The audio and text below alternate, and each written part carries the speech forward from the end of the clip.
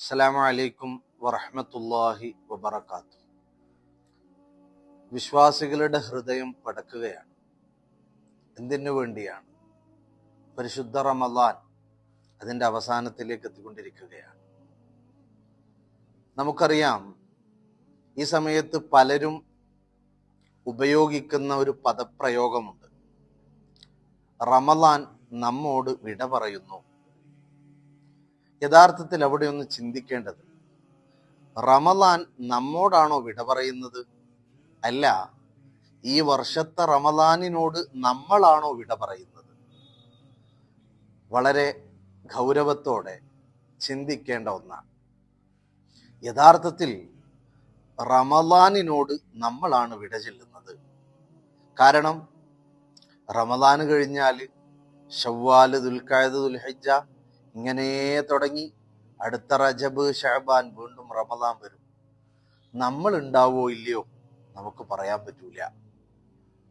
അങ്ങനെ വരുമ്പോ റമളാൻ എന്തായാലും വരും, നമ്മൾ ഉണ്ടാവോ എന്ന് നമുക്കറിയൂല. അപ്പൊ ചിന്തിക്കുക, റമളാൻ നമ്മോടല്ല വിട പറയുന്നത്, മറിച്ച് നമ്മളാണ് റമളാനിനോട് വിട പറയുന്നത്. അങ്ങനെ നമ്മൾ റമളാനിനോട് വിട പറയുമ്പോ ആ റമളാനുമായിട്ടുള്ള ഒരു ബന്ധം, ഇത്രയും ദിവസം നമ്മോടൊപ്പമുണ്ടായ പരിശുദ്ധമായ റമളാൻ, ആ റമളാനിനോട് നാം എത്രത്തോളം ബന്ധം പുൽകിയിട്ടുണ്ട്, ബന്ധം സ്ഥാപിച്ചിട്ടുണ്ട് എന്ന് നാം ഓരോരുത്തരും ചിന്തിക്കേണ്ടിയിരിക്കുന്നു. ആ ബന്ധം അത് എത്രത്തോളം നന്മയുള്ള ബന്ധമാണോ അത്രത്തോളമായിരിക്കും അവന്റെ പരലോക വിജയം.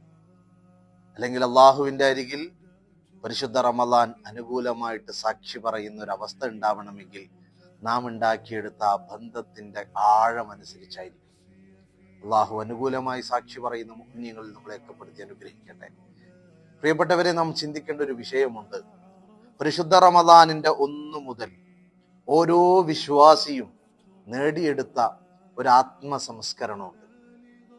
ഒരു പ്രത്യേകമായിട്ടുള്ള ആവേശവും ഉന്മേഷവുമാണ് പരിശുദ്ധ റമളാനിൽ ഇബാദത്ത് ചെയ്യാൻ, എത്തിക്കാഫിരിക്കാൻ, ഖുർആനിനെ ഓതാൻ, അതുപോലെ ഒരുപാട് നന്മകൾ ചെയ്യാൻ.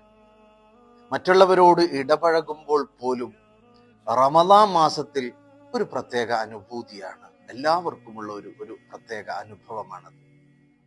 മറ്റിതര മാസങ്ങളെ അപേക്ഷിച്ച് ഒരു പ്രത്യേകമായിട്ടുള്ള ഒരു വല്ലാത്തൊരു അനുഭൂതി, വല്ലാത്തൊരു സന്തോഷം, നന്മയുള്ള ഒരു ജീവിതം.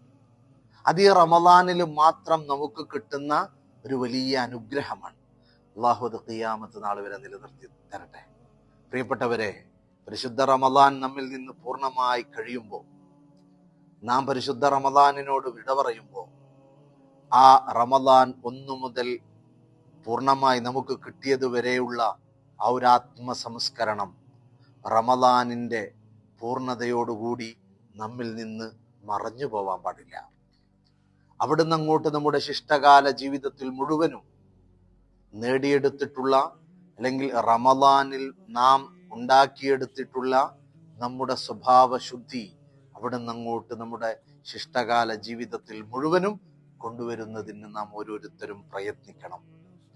അല്ലാതെ കണ്ട് പരിശുദ്ധ റമളാനിന് ശേഷമുള്ള ചെറുപെരുന്നാൾ, വലിയ സന്തോഷമുള്ള പെരുന്നാൾ ദിനം, ആഘോഷ ദിനം, ആ ഒരൊറ്റ ദിവസം കൊണ്ട് റമളാനിന്റെ, അല്ലെങ്കിൽ റമളാനിൽ നാം നേടിയെടുത്തിട്ടുള്ള ആ നന്മയായിട്ടുള്ള ആ ഒരു സുഹൃതം, അല്ലെങ്കിൽ നന്മയായിട്ടുള്ള ആ ഒരു സ്വഭാവത്തിന്റെ സൗന്ദര്യം അത് നഷ്ടപ്പെടുത്തുന്ന, അല്ലെങ്കിൽ ആ ഒരു നന്മയെ ഇല്ലായ്മ ചെയ്യുന്ന തരത്തിലുള്ള സ്വഭാവ വൈകൃതങ്ങൾ നമുക്കുണ്ടായിക്കൂടാ.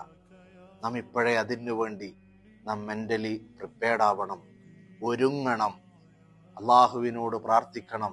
റമളാനിൽ ജീവിച്ചതുപോലെ റമളാനിൽ ഇബാദത്ത് ചെയ്യാനുണ്ടായ ആ ഉന്മേഷം അത് മരിക്കുവോളം കിട്ടണം. അള്ളാഹു നമുക്ക് തൗഫീഖ് നൽകട്ടെ. ഇനി നാം ഒന്ന് ചിന്തിക്കുക, പരിശുദ്ധ റമളാനിൽ നാം റമളാനിന്റെ കൂടെ റമളാനിൽ നാം ജീവിച്ചിട്ട് നാം എന്താണ് നേടിയിട്ടുള്ളത്? നാം എന്താണ് നമ്മുടെ ജീവിതത്തില്, നമ്മുടെ സ്വഭാവത്തില്, പ്രവർത്തനത്തില് എന്ത് മാറ്റമാണ് നേടിയെടുത്തിട്ടുള്ളത് എന്ന് നാം ഓരോരുത്തരും ഒന്ന് ചിന്തിക്കണം. നമ്മുടെ ആത്മാവിനെ ഒന്ന് ചോദ്യം ചെയ്യണം. ശരിയായ രീതിയിൽ, കൃത്യമായ രീതിയിൽ ഒന്ന് നാം നമ്മളെക്കുറിച്ച് ഒരു ആത്മവിചിന്തനം നടത്തണം. പ്രിയപ്പെട്ടവരെ, ഏതെങ്കിലും തരത്തിലുള്ള വേണ്ടാത്ത സ്വഭാവം, ദുസ്വഭാവം അത് നമ്മിൽ ഉണ്ട് എങ്കിൽ, ബാക്കിയായിട്ടുണ്ട് എങ്കിൽ, അല്ലെങ്കിൽ ഇനി മുളച്ചു വരാൻ സാധ്യതയുണ്ട് എങ്കിൽ, ഈ റമദാൻ വിട പറയുന്നതിന് മുമ്പ് തന്നെ അത് പൂർണ്ണമായും നമ്മുടെ സ്വഭാവങ്ങളിൽ നിന്ന് മാറ്റിയെഴുതണം.